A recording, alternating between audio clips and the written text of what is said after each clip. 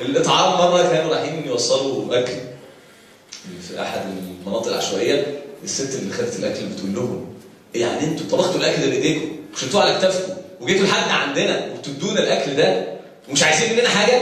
اه والله ما عايزين منكم حاجه. قالت لهم لا دلوقتي ولا قدام في المستقبل، لا دلوقتي ولا في المستقبل. قالت لهم انا اسف بسالكم السؤال ده، بس احنا مش متعودين على كده، متعودين لما حد بيساعدنا يبقى عايز حاجه. يعني اللي كان الناس بتجيب لنا اكل وعايزيننا في الانتخابات. احنا مش متعودين على اللي بيساعدنا ومش عايز حاجه خالص، ده جديد علينا، مستغربين مش مصدقين مش مستوعبين. احد القوافل الطبيه نزلوا احدى القرى، سيده قرويه مسنه جت تقول لهم هو انتوا حزب ايه؟ قالوا احنا مش حزب احنا رساله. قالت لهم انتوا جايين عشان الانتخابات؟ قالوا لا احنا جايين عشان احنا رساله. قالت لهم المهم يعني الكشف عندكم كام؟ قالوا مجانا احنا رساله. قالت لهم ازاي؟ كشف مجانا وانتوا مش جايين عشان الانتخابات؟ ما اكيد في خدعه في الموضوع. ازاي يعني الناس بتكشف مجانا ومش جايين عشان الانتخابات؟ اكيد وراكم حاجه. الست خافت يكونوا هيسرقوا كليتها مثلا. انتوا ازاي جايين مش عايزين حاجه خالص وتقولوا كشف مجانا؟ ده مش لا يعقل، ده المصريين مش متعودين على كده. هو ده اللي احنا عايزين نفهمه للمصريين. ايوه في حاجه اسمها رساله، اللي قاعد يقول احنا رساله، انا لسه الناس مش مستوعبه كلمه احنا رساله دي. ده اللي عايزين نفهمه للمصريين كلهم، احنا رساله، يعني ايوه هنكشف عليكي مجانا، وايوه هنجيب لك الدواء مجانا، وايوه هنعالجك ونعالج ولادك مجانا، وايوه هنجيب لك الاكل مجانا، وايوه هنعمل لك مشروع تكسبي منه مجانا، وايوه هنجهز بناتك مجانا، وايوه هندي لك السقف مجانا، وايوه هندخلك الميه مجانا، وايوه هنكسيك انت ولادك مجانا، وهنمحو اميتك مجانا، وهندرس لاولادك مجانا، وهنمحو اميه القريه كلها، وهنساعد الناس في القريه كلها، وهنخدم كل اللي محتاج في مصر، وهنزرع الابتسامه على كل وجه، وكل ده مجانا ومش عايزين كلمه شكر. احنا رساله، احنا رساله، احنا رساله. ده اللي عايزين مصر كلها تفهمه، احنا رساله. ايوه ده موجود في مصر. المصريين متعودين ان في حاجه اسمها اخوان، في حاجه اسمها سلفيين، في حاجه اسمها ليبراليين، في حاجه اسمها علمانيين، في حاجه اسمها اليسار، في حاجه اسمها اليمين.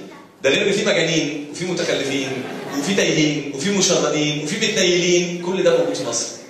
في ماركه جديده ظهرت في مصر غير كل ما سبق، ماركه اسمها رساله. دول بتوع العطاء اللي بلا مقابل، بندي ومش بناخد.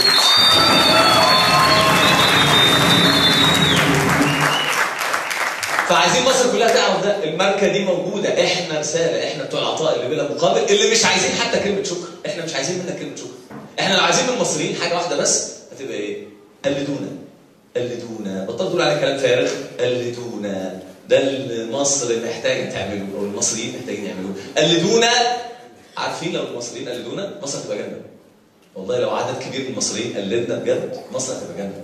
ده اللي عايزين نقوله للمصريين كلهم، قلدونا، بطلوا تقولوا كلام فارغ، قلدونا. احسن حاجه ممكن تعملوها لمصر انكم تقلدونا. ده اللي عايزين نعرفه لمصر كلها.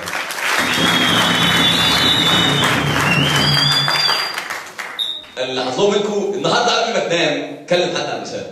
انت راجع بقى في طريق في التليفون اي حاجه النهارده، عشان بكره تعمل كده تاني، وعشان بعده، وعشان بعده.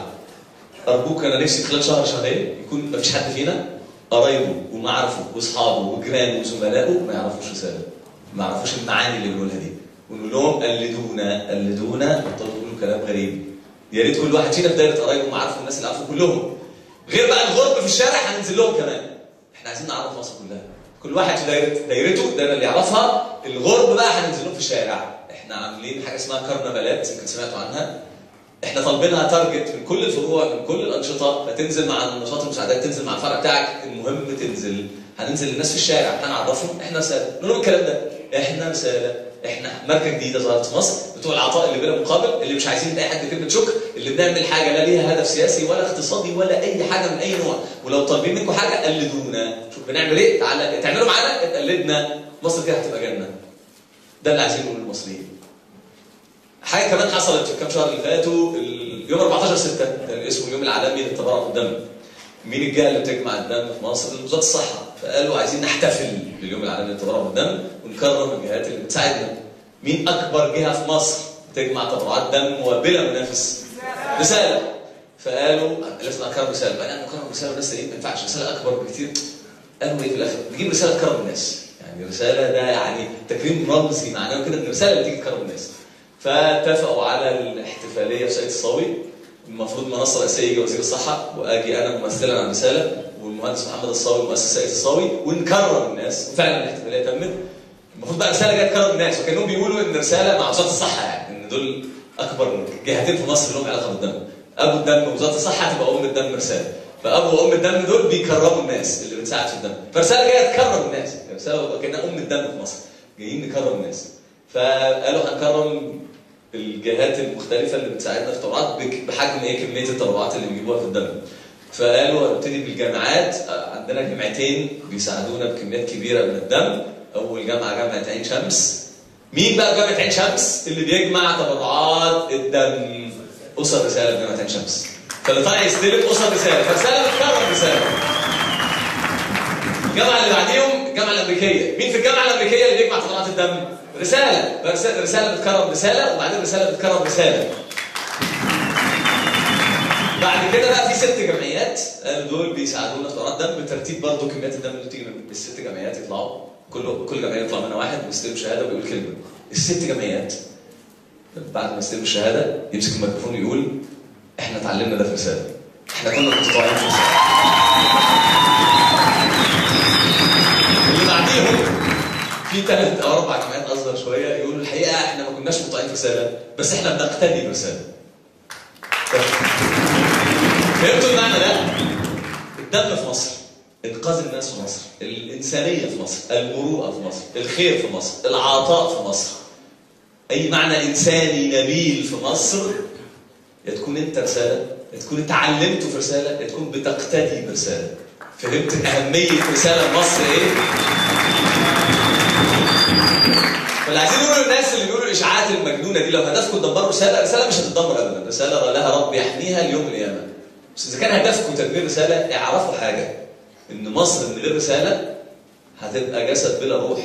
ده الخير في مصر هو النبل والانسانيه والعطاء. يا تكون انت رساله، يا اتعلمتوا في رساله، يا بتقتدي برساله. مصر من غير رساله هتبقى جحيم. مصر من غير رساله فعلا هتبقى جسد بلا روح، بلا قلب، بلا مشاعر، بلا احاسيس. رساله اللي بتمثل الجانب الجميل في مصر، الجانب اللي فيه عطاء وخير وانسانيه في مصر. لو بتحاولوا تقولوا كده لتدمير رساله، لا هيفضل في مصر بعد رساله جحيم، ناس بتضرب بعض في الشارع وخلاص. ده اللي عايزين نعرفه المصريين. لو قلدتونا مصر هتبقى جنه، ومصر من غيرنا هتبقى جحيم. ده بالظبط دور رساله في مصر اللي عايزين نعرفه للناس. وتاني كل واحد هيكلم قرايبه ومعارفه، وهننزل نكلم الاغراب في الشارع.